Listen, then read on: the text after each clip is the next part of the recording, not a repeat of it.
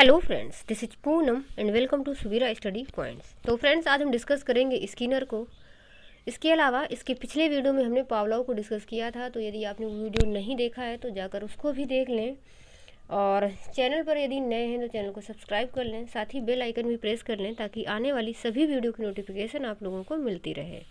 तो चलिए फ्रेंड्स, शुरू करते हैं स्किनर और समझते हैं इनका सिद्धांत। तो इन्होंने सिद्धांत दिया था क्रिया प्रसूत अनुबंधन का सिद्धांत, यानी कि इन्होंने क्रिया की बात की है, अनुक्रिया की बात की है। तो सबसे पहले बात अगर करें कि जो क्रिया प्रसूत अनुबंधन सिद्धांत है, इसके प्रतिपादक कौन है, तो ये हैं स्किनर। और इन्होंने 1938 में अमेरिका के हार्वर्ड विश्वविद्यालय में इसका प्रतिपादन किया था। तो कुछ चीज़ें आपको याद रखनी होती हैं, यानी कि इसको याद रखना है कि इसके प्रतिपादक स्किनर हैं और इसका प्रतिपादन कब किया था इन्होंने 1938 में अमेरिका के हार्वर्ड विश्वविद्यालय में। इसके अलावा ये जो सिद्धांत है ये थॉर्नडाइक द्वारा प्रतिपादित प्रभाव के नियम पर आधारित है, लेकिन फिर भी दोनों जो सिद्धांत हैं वो भिन्न हैं, मतलब अलग अलग हैं, लेकिन ये उन्हीं के प्रभाव के नियम पर ही आधारित है। तो इन्होंने जो प्रयोग किया था वो किया था चूहे और कबूतर पर। यहाँ पर कुछ चीज़ें आपको सुन करके भी लिख लेनी है, जैसे कि इन्होंने जो चूहे पर प्रयोग किया था वो किया था 1938 में, तो ये आपको लिख लेना है अपनी नोट्स में। और जो कबूतर पर प्रयोग किया था वो किया था 1943 में। इसके अलावा एक चीज़ और, जो इन्होंने चूहे पर प्रयोग किया था, तो चूहे को इन्होंने एक बक्से में बंद किया था, तो उस बक्से का नाम रखा था स्किनर बक्सा। और जो कबूतर पर प्रयोग किया था, तो कबूतर को भी एक बक्से में बंद किया था और उस बक्से का नाम था कबूतर पेटिका। तो दोनों को ही याद रखना है, चूहे वाले का नाम था स्किनर का बक्सा और कबूतर वाले का नाम था कबूतर पेटिका। साथ ही सन भी आपको याद रखना है कि कब किस पर प्रयोग किया था। उसके अलावा जो इन्होंने चूहे पर प्रयोग किया था तो वो किस तरीके से किया था इसको भी समझ लेते हैं। तो स्किनर ने एक बॉक्स लिया था 12 इंच का, और उस बॉक्स की दीवार में एक लीवर लगा दिया था। तो जब उस लीवर को दबाने पर चूहे को भोजन मिलता था, और बक्से के अंदर एक प्लेट रखी थी, तो जैसे ही वो लीवर दबता तो प्लेट में भोजन आ जाता था। तो उसी बक्से में चूहे को बंद कर देता है स्किनर, और क्योंकि चूहा काफ़ी भूखा होता है तो वह उछल कूद करने लगता है। उछल कूद करते करते अचानक उसका पैर उस लीवर पर पड़ जाता है, तो जैसे ही लीवर पर उसका पैर पड़ता है, लीवर दबता है और प्लेट में भोजन आ जाता है। तो इस तरीके से जो चूहे को भोजन मिलता है वो एक तरीके से पुनर्वलन का काम करता है, मतलब उसको पुरस्कार के तरीके से मिलता है। इसके बाद चूहे को जब भी भूख लगती वह उछल कूद करता और लीवर पर जैसे ही पैर पड़ता था उसका, तो उसे भोजन मिल जाता था।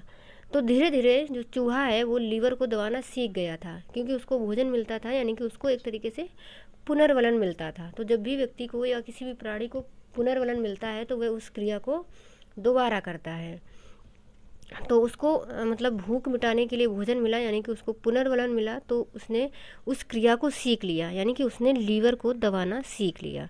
तो जब भी हमें किसी काम को करने से पुनर्वलन मिलता है तो हम उस क्रिया को दोहराते हैं।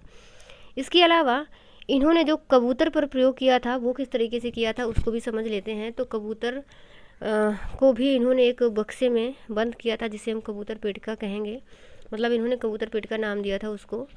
और तो कबूतर का जो सर होता है उसकी ऊंचाई पर एक बटन लगा था, और बटन पर चोंच मारने, मतलब जब जो कबूतर है वो बटन पर चोंच मारता था तो उस बक्से में जो प्लेट रखी थी उसमें कुछ दाने आ जाते थे।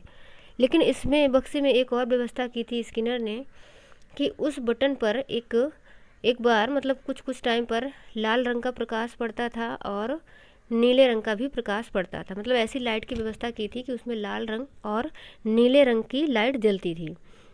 तो जब लाल रंग की लाइट जलती थी उस टाइम यदि कबूतर ने उस बटन में चोंच मारी तो उसको भोजन मिलता था, और वहीं जब नीले कलर वाली जो लाइट है वो जलती थी, मतलब बटन पर पड़ती थी, तो उस टाइम यदि कबूतर ने बटन पर चोंच मारी तो उसको भोजन नहीं मिलता था। तो ऐसी क्रियाएं कई बार करने के बाद जो कबूतर है वो ये सीख जाता है कि जब लाल रंग का प्रकाश आएगा तभी मैं यदि चोंच मारूं उस बटन पर तो मुझे भोजन मिलेगा। तो इस तरीके से इस प्रयोग के बाद स्किनर ने सकारात्मक पुनर्वलन और नकारात्मक पुनर्वलन की बात की थी। मतलब कि जब लाल रंग का प्रकाश आता था उस टाइम कबूतर को भोजन मिलता था बटन पर चोंच मारने से। तो उसने सिर्फ उस क्रिया को सीख लिया कि जब लाल रंग का प्रकाश आएगा तो मैं चोंच मारूंगा, मुझे भोजन मिलेगा, क्योंकि उसको नीले रंग में नहीं मिलता था। यानी कि नीले रंग में जब वह चोंच मारता था तो उसको कुछ नहीं मिलता था, तो ये उसके लिए नकारात्मक पुनर्वलन था। तो जब हमें सकारात्मक पुनर्वलन मिलेगा तो हम क्रिया को दोहराएंगे, और यदि हमें नकारात्मक पुनर्वलन मिलेगा तो हम क्रिया को नहीं दोहराएंगे।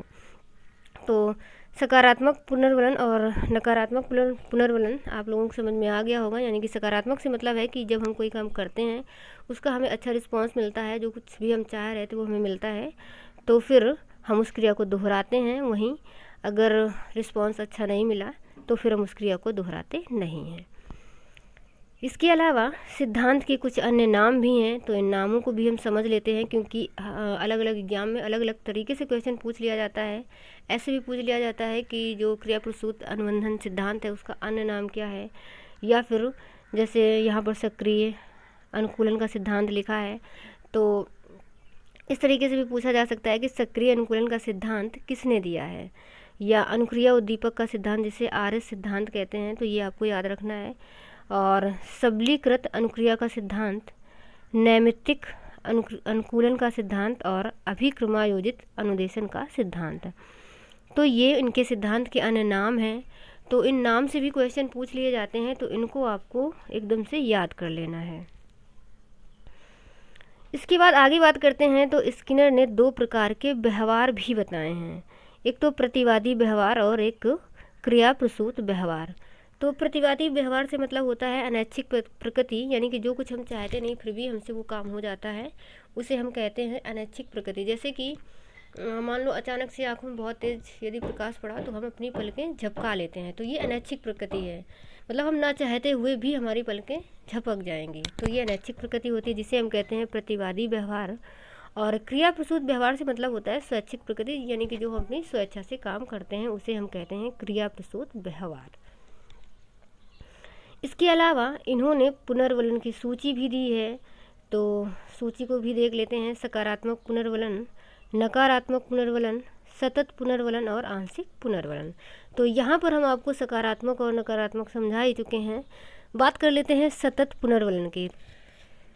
तो यहाँ पर हम सतत पुनर्वलन को समझ लेते हैं। सतत पुनर्वलन की यदि हम बात करें तो सतत से मतलब होता है लगातार, तो किसी को भी लगातार पुनर्वलन देना सतत पुनर्वलन कहलाता है। जैसे कि हम क्लास में एक बच्चे की ही बात कर लेते हैं कि बच्चे को जब हम कुछ भी सिखा रहे हैं, कुछ पढ़ा रहे हैं, तो हर बार मतलब हर छोटी छोटी चीज़ों पर जैसे ही वो कुछ सीखता है उसकी हम तारीफ़ करते हैं, उसको शाबाशी देते हैं। या फिर घर में अगर बात करें तो एक बच्चे से जब भी हम छोटे मोटे काम करवा रहे हैं तो हर बार उसको कुछ ना कुछ पुरस्कार देना। जैसे बच्चे से बोला बेटा जाओ गिलास उठा लाओ, मैं तुम्हें 5 रुपये दूंगा, तो फिर ऐसे मतलब हर काम पर उसको हर बार पुरस्कार देना, ये होता है सतत पुनर्वलन। और आंशिक पुनर्वलन की मतलब बात ये होती है कि ज़रूरत पड़ने पर किसी विशेष टाइम पर या किसी विशेष चीज़ के लिए पुनर्वलन दे देना। तो इस तरीके से यहाँ पर एक चीज़ और समझ लेते हैं कि जो सतत पुनर्वलन है और जो आंशिक पुनर्वलन है, इन दोनों में ज़्यादा इम्पोर्टेंट कौन है, तो ज़्यादा इम्पोर्टेंट है आंशिक पुनर्वलन। क्योंकि सतत पुनर्वलन से मतलब ये होता है कि आप अगर किसी को लगातार पुनर्वलन देते हैं तो उसको उस चीज़ की आदत पड़ जाती है। फिर यदि आपने नहीं दिया पुनर्वलन तो फिर आगे उसका काम करने में मन नहीं लगेगा, क्योंकि वह पुनर्वलन की ही वजह से ही काम कर रहा था। जैसे जो छोटा बच्चा है उससे आपने काम करवाया कि बेटा गिलास ले आओ, पानी ले आओ, मैं आपको 5 रुपये दूंगा, तो फिर बच्चा सिर्फ रुपए के लिए ही काम कर रहा है। फिर हर बारी वो, अगर आपने उसको काम बताया, अगर आपने उसको रुपए नहीं दिए तो वो आगे काम नहीं करेगा।